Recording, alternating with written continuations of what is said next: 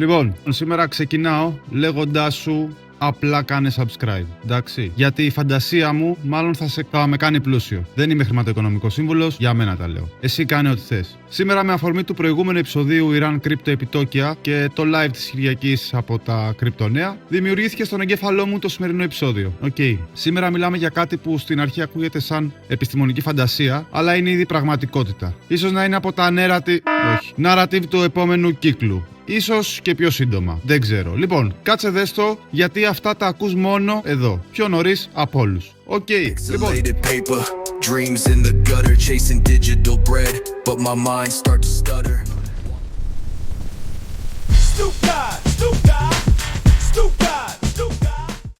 Φαντάσου τα data centers που τρέχουν την τεχνητή νοημοσύνη, αυτά τα τεράστια κτίρια γεμάτα servers και GPUs τρώνε απίστευτες ποσότητες νερού για να κρυώσουν. Πίστευτες. Τόσο πολύ νερό που δημιουργούν προβλήματα σε ολόκληρες περιοχές, σε δήμους, σε αγρότες, σε οικοσυστήματα και πάει λέγοντας. Στο προηγούμενο βίντεο έδειξα και ένα άρθρο που έλεγε ότι μέχρι το 2030-31 τα data centers θα τρώνε, δεν θυμάμαι, 300-500 δισεκατομμύρια τόνους νερού. Κάτι τέτοιο. Και ξέρεις ποιος μπορεί να βγει κερδισμένος από όλη αυτή την κρίση? Όχι. Οπότε κάτσε και δες το. Όλα ξεκινούν από μια απλή ερώτηση, μπρο. Μπορεί να τοκενοποιηθεί το νερό? Η απάντηση είναι ναι. Αλλά όχι όπως νομίζεις. Δεν βάζουμε ένα μπουκάλι Evian στο blockchain και γίνεται κρύπτο, σαν meme, τοκενάρουνε την αξία που συνδέεται με το νερό. Τα δικαιώματα χρήσης, τα credits εξοικονόμησης, τα offsets για υδάτινο αποτύπωμα, ακόμα και μερίδια σε αποθέματα ή υποδομές. Είναι κομμάτι από το μεγάλο κύμα tokenization πραγματικών assets. Real world asset δηλαδή. Που μετά τα ακίνητα, τα ομόλογα κτλ.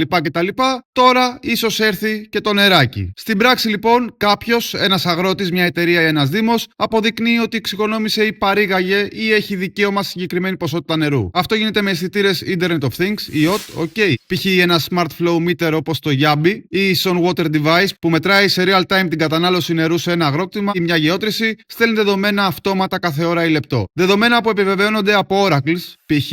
Chainlink, που παίζει πολύ σημαντικό ρόλο στα data feeds, ή Proof of Reserve, που φέρνουν off-chain δεδομένα όπως επίπεδα βροχόπτωσης από μετεωρολογικούς σταθμούς, στάθμες ταμιευτηρίων από Internet of Things sensors ή ακόμα και satellite telemetry από WiseKey και SealQ που ανκοράρουν proofs απευθείας στο Hedera Ledger και μεταμυντάρεις token σε blockchain.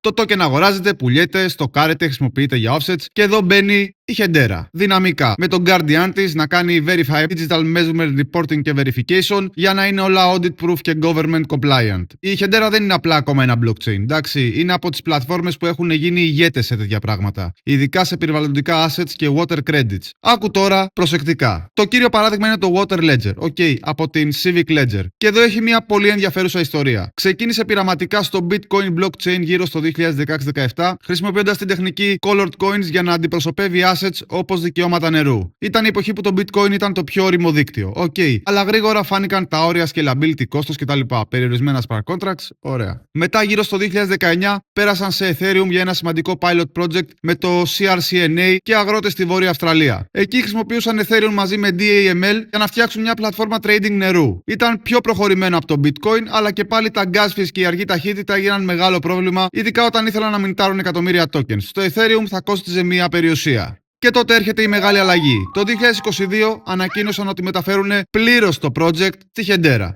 Γιατί η Hedera λύνει ακριβώς αυτά τα προβλήματα. Εξαιρετικά χαμηλά fees, ταχύτητα λίγων δευτερολέπτων, carbon negative και governance που εμπιστεύονται οι κυβερνήσεις και οι μεγάλες εταιρείες. Το 2023 πήραν grant από HBAR Foundation για να σκεϊλάρουν και το 2024 πήγε mainnet. Και από εκεί και πέρα άρχισε να παίρνει μπρος. Το μεγαλύτερο χτύπημα ήρθε στα τέλη του 2025. Η Virginia Department of Environmental Quality, η DEQ δηλαδή της Virginia, υπέγραψε συνεργασία με το Water Ledger για να φτιάξουν statewide marketplace περιβαλλοντικών credit. Μιλάμε για Water Quality Credits, Nutrient Credits, Wetland Restoration Credits, όλα tokenized με real-time trading, πλήρη διαφάνεια και traceability. Το λένε Swan Platform και είναι live.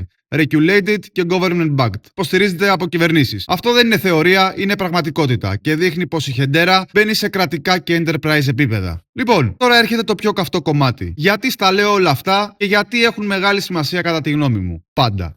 Πάντα κατά τη γνώμη μου. Τα AI data centers είναι σαν να έχουν φάει ένα ολόκληρο μαντρί αλατισμένα αρνιά το Πάσχα και να έχουν πέσει για ύπνο. Φαντάσου δίψα μόλις ξυπνήσουν. Ένα μεγάλο hyperscale center μπορεί να χρειάζεται 300.000 γαλόνια νερού την ημέρα και τα μεγαλύτερα φτάνουν και τα 5 εκατομμύρια γαλόνια ημερησίως. Όσο μια μικρή πόλη 50.000 κατοίκων δηλαδή. Συνολικά οι εκτιμήσεις λένε ότι τα data centers στις ΗΠΑ κατανάλωσαν γύρω στα 17 δισεκατομμύρια γαλόνια το 23 και μέχρι το 28 μπορεί να φτάσουν τα 68 δισεκατομμύρια. Τετραπλάσια. Και αυτό δεν είναι μόνο direct cooling, να κρυώνουν δηλαδή, είναι και το νερό που χρειάζεται για την παραγωγή ηλεκτρισμού που τρέχει αυτά τα μηχανήματα. Η Google, Microsoft, Meta, XAI όλοι πιέζονται. Regulations, τοπικές κοινότητες, ακόμα και οι ίδιοι οι στόχοι τους για water positive μέχρι το 2030 τους αναγκάζουν να αγοράζουν offsets, credits εξοικονόμησης, conservation credits. Πρέπει να αποδείξουν ότι αντισταθμίζουν το υδάτινο αποτύπωμά τους. Και εδώ είναι η ευκαιρία για τη Hedera. Πλατφόρμα όπως το Water Ledger και το Swan μπορούν να γίνουν το μέρος όπου Big Tech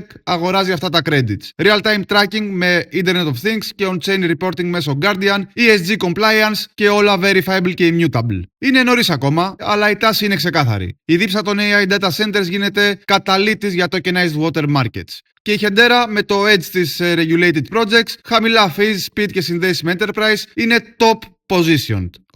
Μπορεί να γίνει ένα από τα μεγαλύτερα use cases του HBAR τα επόμενα χρόνια. ReFi, Real World Asset, Sustainability Driven από AI. ReFi. Τι είναι το ReFi που σου είπα? Λοιπόν, συντομογραφία από το Generative Finance, δηλαδή αναγεννητική χρηματοδότηση. Είναι ένα αναδυόμενο κίνημα και υποσύνολο του DeFi, Decentralized Finance, στο χώρο των crypto και του Web3, που στοχεύει να χρησιμοποιήσει blockchain, smart contracts, tokens και αποκεντρωμένα πρωτόκολλα για να δημιουργήσει οικονομικά συστήματα που όχι μόνο δεν βλάπτουν το περιβάλλον και την κοινωνία, αλλά τα ενεργά αναγεννούν και το βελτιώνουν. Με απλά λόγια, ενώ το παραδοσιακό finance, το DeFi είναι extractive, εξορυκτικό, παίρνει πόρους χωρίς να τους αναπληρώνει. Το ReFi είναι ένα regenerative, βάζει χρήματα σε projects που αποκαθιστούν οικοσυστήματα, μειώνουν το διοξείδιο του άνθρακα, προστατεύουν βιοποικιλότητα, βελτιώνουν κοινωνικές ανισότητες και δημιουργούν μακροπρόθεσμη αξία για όλους, ανθρώπους και φύση. Λοιπόν, να στο ξεκαθαρίσω. Εξηγούμεθα να μην παρεξηγούμεθα. Την αρχή, αγοράζοντας HBAR, δεν επενδύω απευθείας στο νερό, θα να αγοράζω ένα tokenized μπουκάλι ή credit. Ωραία. Δεν είναι σαν να λες παίρνω μετοχές σε μια δεξαμένη νερού. Το HBAR είναι το native token της Hedera, δηλαδή το καύσιμο του δικτύου. Πληρώνεις fees για transactions,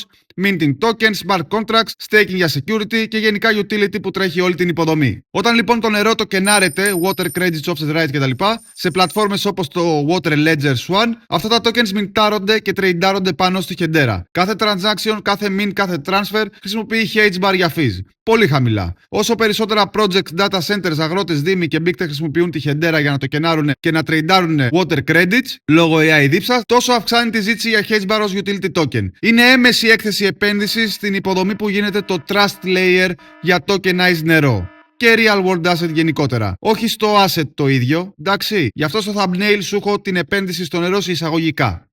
Ωραία. Εξηγούμεθα. Αν η Hedera πάρει μεγάλο κομμάτι από την πίτα του real world asset, όπως δείχνει με Swan, Guardian, Enterprise, Cannes κτλ., τότε το HBAR ωφελείται από real usage και όχι hype. Και για να μην με πεις άρρωστο και μάξι με το HBAR, θα σου πω και άλλα κρυπτονομίσματα. Η Hedera είναι από τις πιο προχωρημένες και regulated πλατφόρμες σε tokenized water credits και asset αυτή τη στιγμή, ειδικά με το Water Ledger και το Virginia DEQ συνεργασία, αλλά δεν είναι η μόνη. Το tokenization νερού, δικαιώματα, credits, εξοικονόμηση κτλ. Γίνεται σε αρκετά άλλα blockchains, κυρίως σε Ethereum, Polygon, Algorand, Solana, ακόμα και σε πιο niche enterprise networks. Ωραία. Ας τα δούμε λίγο ένα-ένα. Global Settlement Network, GSN, ανακοίνωσαν pilot για tokenization water στην Ινδονησία με στόχο 200 εκατομμύρια tokenized assets σε Southeast Asia μέσα σε 12 μήνες. Ξεκινούν με 35 εκατομμύρια για αναβαθμίσεις υποδομών νερού. Εδώ το κενάρουν physical infrastructure, εργοστάσια επεξεργασίας για funding και trading. Επόμενο, Blue Arctic, με token το BARC. Το πρώτο Water Commodity Token. Οι κάτοχοι έχουν claims σε φυσικά water reserves, αποθέματα νερού σε διάφορες υπήρους κτλ. Με δικαίωμα σε profits και ownership. Το blockchain δεν είναι πάντα specified, αλλά τρεϊντάρει ως commodity token. Επόμενο, Waterlab. Συνεργάζεται με Algorand σε πολλά pilots. Εντάξει, το Algorand είναι carbon negative και γρήγορο. Παρόμοιο edge με Hedera. Έχουν υποστηρίξει πολλά projects για νέες πηγές νερού. Επόμενο είναι το Hypercube και συνεργασίες με Algorand και αυτό. Tokenization, water rights και efficiency σε agriculture με focus σε ReFi, Regenerative Finance. Συχνά σε Algorand ή Ethereum Polygon για low cost scalable tokenization. Lake, LAC3 token, decentralized οικοσύστημα για equitable water access, burn to own protocol, burn tokens για access σε high quality νερό ή invest σε sustainable solution παγκοσμίως. Αλλά σε Ethereum, Polygon, Solana κτλ. Πολλά pilots σε Polygon για Water Rights Agriculture. Σε Solana κάποια Real World Asset Project που περιλαμβάνουν Water Link Assets. Ethereum κτλ. Canton Network. Institutional Grade από Digital Asset. Tokenization Environmental Assets. Συμπεριλαμβανομένων και Water Performance Data με Expansive. Focus σε Regulated Markets. Λοιπόν, εγώ αυτά στα λέω για να ψαχτείς. Ωραία. Όχι για να πας να τα αγοράσεις. Χρηματοοικονομικός σύμβουλος δεν είμαι. Ελπίζω να συνεννοηθήκαμε. Γενικά τα περισσότερα projects είναι ακόμα σε early pilot φάση, όπως ήταν και το Hedera πριν το 25. Αλλά η τάση είναι ξεκάθαρη. Water credits γίνονται το επόμενο μεγάλο μετά τα carbon credits λόγω AI data centers, climate pressure και regulations. Προς το παρόν το Hedera κερδίζει το narrative και τα real deployment σε water credits, ενώ το Polygon, Algorand, Ethereum κερδίζουν σε cost volume DeFi. Αν το water credit boom γίνει regulated, η Hedera έχει πολύ καλό positioning για να πάρει ένα πολύ μεγάλο κομμάτι της πίτας. Αλλά είναι ακόμα νωρίς και ο ανταγωνισμός είναι υψηλός. Πραγματικά δεν ξέρω τι άλλο να κάνει το HBAR. Σπαθιά να καταπιεί δεν γίνεται. Αυτά είχα να σου πω σήμερα. Δεν ήταν μόνο για το HBAR τώρα το επεισόδιο, μην τρελαθούμε. Εντάξει, σου έκανα ολόκληρη ανάλυση. Με τα νερά, τα AI κτλ. Μην μου πεις ότι είπα μόνο για HBAR πάλι. Λοιπόν, αυτά είχα να σου πω. Άντε τσάω, τα λέμε στο επόμενο.